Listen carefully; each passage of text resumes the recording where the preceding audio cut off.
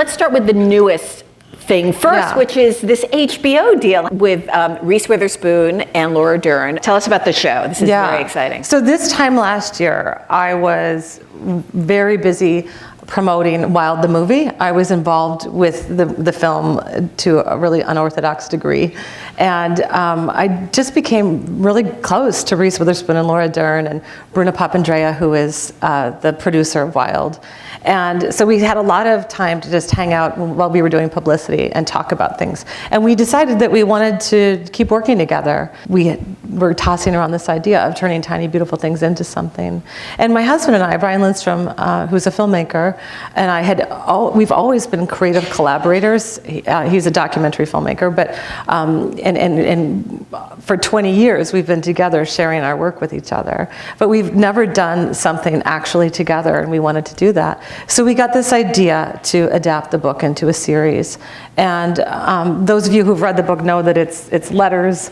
And so obviously what we're proceeding with for the TV show is you're not going to see these letters, brought to life on the screen. What you're going to see is the life, essentially, of this woman who writes this advice column. And I'm sure every single person in the audience could create a narrative that is completely made up of true facts about your life, and one which is brilliantly positive and the other which is crushingly negative. How does one take control of that narrative? Because it's so easy to hear the narrative that other people either see of us. So how do you take control of that narrative? After many years of reflecting upon how I've gotten myself into a bad place or a negative place or decided to do the wrong things, and how did I get myself into the right place and the good place and made the good decisions. And it's almost always like which voice I listen to in my head. I think we all have two voices. There's the voice of doom and doubt and despair that says, you actually shouldn't do that thing because you're probably going to fail.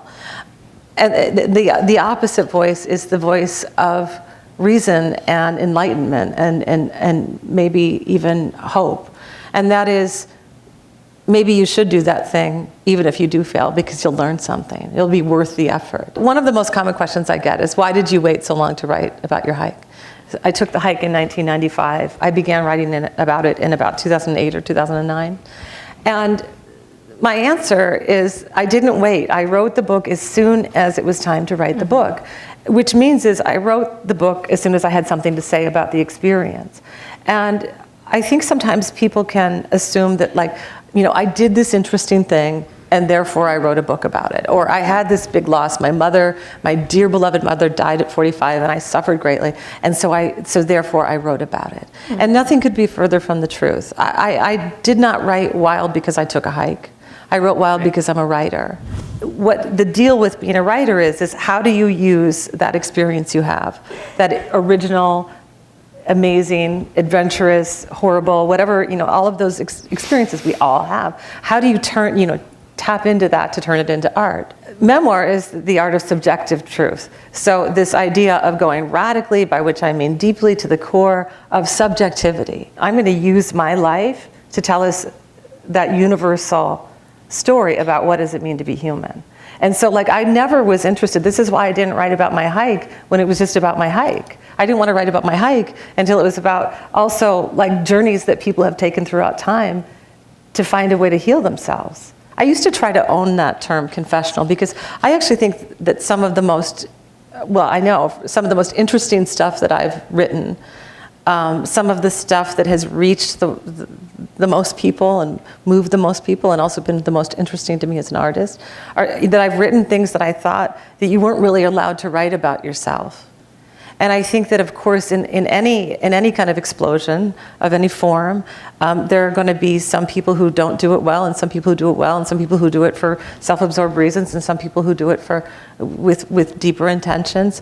And so, I think time will sort of figured that out. But back to this term confession, I used to say, well, yeah, I'm confessional, and what's wrong with that? And so are all these other great artists. And now I say, well, actually there is something wrong with confession. I teach writing too.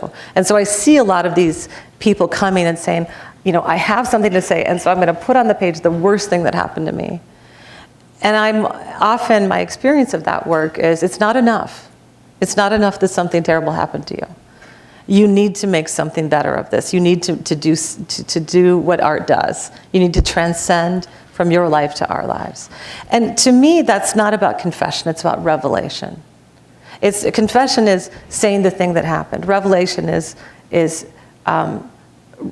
tapping into the truth that's revealed when we are able to face the thing that happened.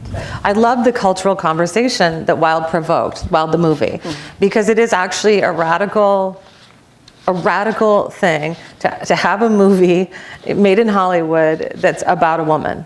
And that's about a woman who walks in the woods for a long time by herself and doesn't end up in love with a man. And I mean, it really is, believe it or not, a radical story. Isn't that crazy? Now you have to tell the story of these boots, which you're wearing. Okay, these boots. Do you guys notice they kind of echo the Wild boot? So I bought these boots I was a couple weeks ago in New York City, and I was walking down the street, and the Kenneth Cole store had these boots in the window. And I stopped and was like, oh, those are great. So I went inside, and I was admiring the boots. And the guy says, yeah, those are so great out there. I was like, yeah. And he goes, you know what they're from, right?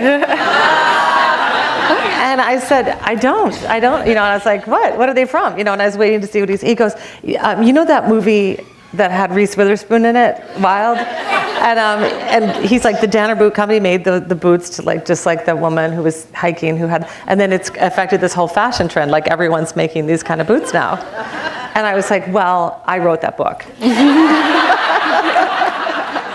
And I still had to pay for these.